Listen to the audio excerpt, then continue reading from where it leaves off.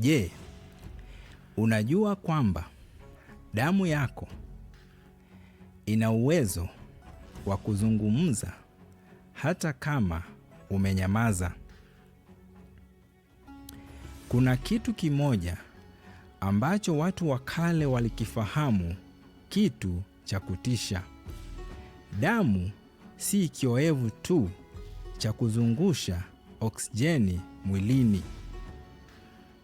Kuna kitu ambacho Biblia inasema kuhusu damu, na usipoelewa kitu hicho, utakosa nafasi ya kuishi katika maisha ya ushindi.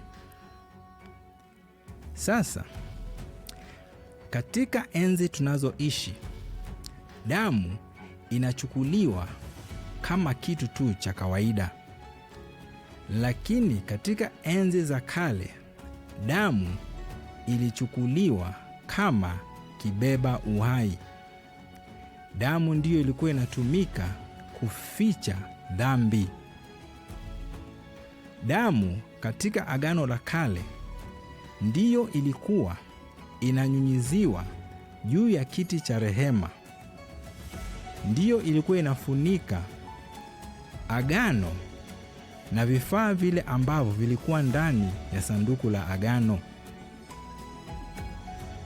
Yaani siri iko hapa. Wakati Mungu alikuwa anaketi katika kiti cha rehema akitazama, hakuwa anaona sheria inayohukumu, bali alikuwa anaona damu inayofunika.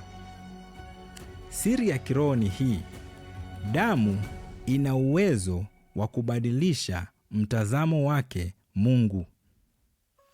Pasipo damu hakuna msamaha wa dhambi. Wakati wowote unapoona damu inatiririka, huo ni uhai unatoka. Kwa nini damu ilikuwa kitu cha maana sana katika enzi za kale? Damu ilikuwa na maana kwa sababu damu imebeba uhai. Na uhai ni kitu cha thamani sana katika ulimwengu wa roho. Maana katika ulimwengu wa roho, fedha zako, pesa zako, rasilimali yako haina umuhimu, haiwezi nunua chochote. Currency inayotumika katika ulimwengu wa roho ni damu, ambao ni uhai. Sasa damu ndio ilikuwa inatumika kununua uhai katika madhabahu. Maana wana wa Israeli wakati walikuwa wanaleta dhabihu, the sacrifice, dhabihu hiyo ilikuwa inaekelewa mikono. Purpose yake ni dhambi ile iliyo ndani ya mwana wa Israeli inakuwa transferred katika mnyama huyu. So mnyama huyu asiye na hatia alikuwa anakufa kwa niaba ya mtu mwenye hatia. Hiyo ndio siri ya upatanisho. Upatanisho ni mtu ama kitu kisichokuwa na hatia kinapoteza uhai in exchange ya mtu mwenye hatia. So wakati tunasema ya kwamba Mungu ni wa rehema, haimaanishi Mungu aligeuza uso wake na kuachilia dhambi. Maana dhambi lazima ilipwe, na Mungu alijilipa yeye mwenyewe. Alijilipa kupitia damu ya mwanawe Yesu Kristo. Ili kuwe na ukombozi lazima kuwe na damu. Katika Misri, wana wa Israeli walikombolewa kupitia damu katika miimo ya milango yao. Pasimbe kuwa na damu, malaika wa mauti angeingia. Malaika hakuwa anaangalia wewe ni nani, hakuwa anatazama sura, hakuwa anatazama majina. Alikuwa anatazama alama ya damu. Sasa leo siri iko hapa. Ukiwa ndani ya Yesu, nguvu za giza, maroho machafu wanapojaribu kukuwinda, hawapatani na wewe, wanapatana na damu ya Yesu. Asili ile ya Mungu, damu ya kiungu, na damu ya Yesu ni moto ulao katika nguvu za giza. hawawezi kukukaribia. Sasa siri ya ulinzi ni siri ya kujificha ndani ya damu yake Yesu. Mungu aliingia katika agano naye Ibrahimu kupitia damu, lakini katika agano hilo Mungu pekee ndiye aliyewasilisha pande zote. Mungu ndiye alipita katikati ya wanyama wale. Ilikuwa inaonyesha ya kwamba that wakati Abrahamu atavunja agano hilo, Mungu ndiye atachukua majukumu ya kifo chake.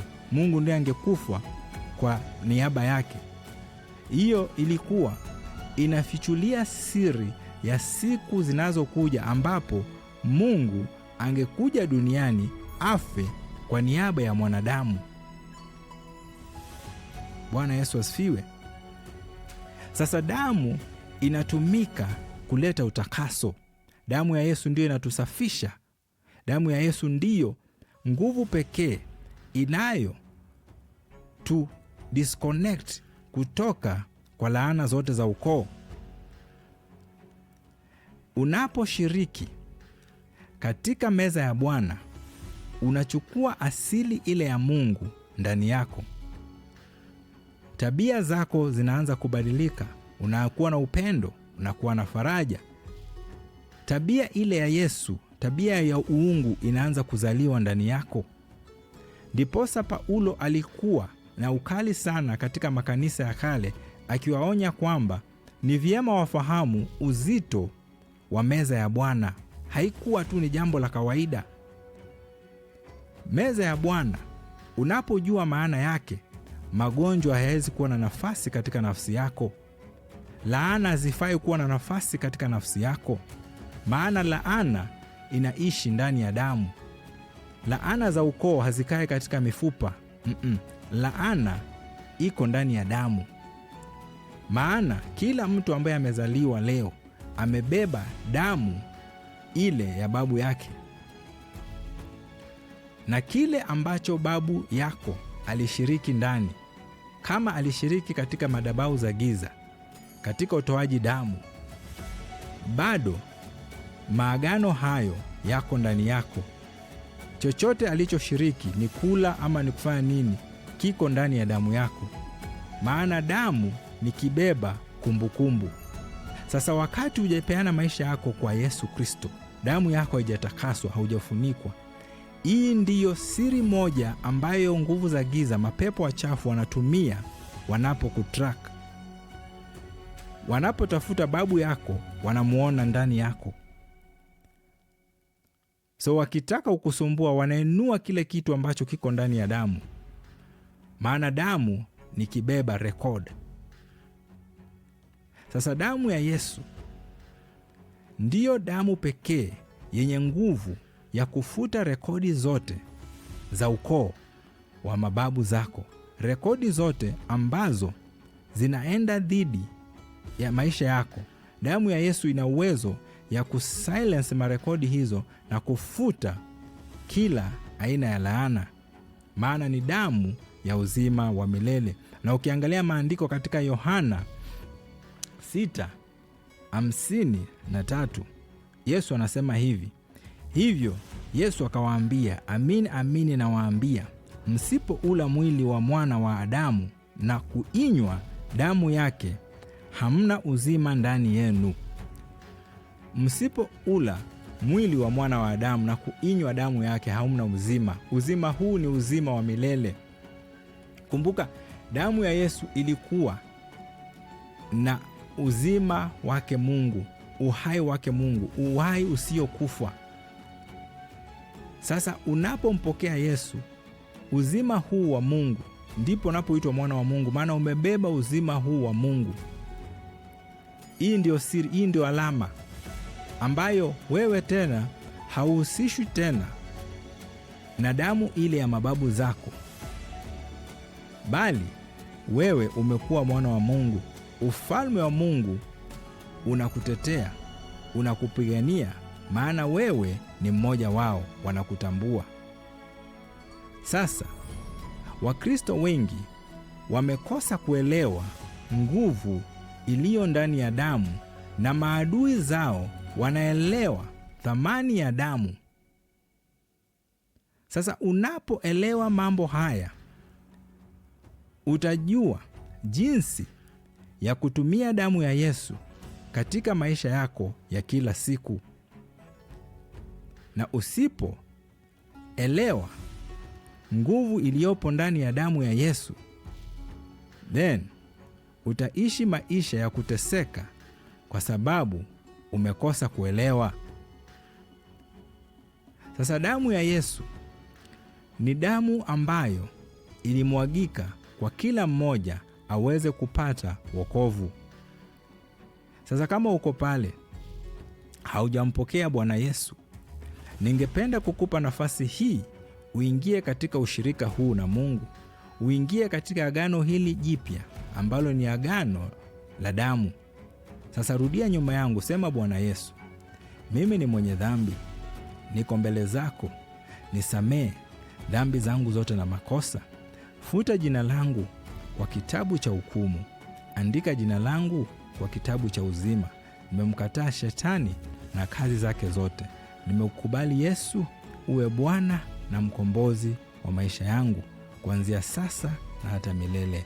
Amen and amen. Na kama uko pale na ujumbe huu umekugusa, kusema ukweli umefunguka macho, then usisahau kusubscribe ndiyo uweze kupata ujumbe kama huu next time. Na pia kuna wale unaowapenda ambao ungependa wajue umuhimu wa damu yake Yesu, then share ujumbe huu. Na pia usisahau kuacha comment katika comment section. Sema jinsi ujumbe huu ulivyo kugusa katika maisha yako.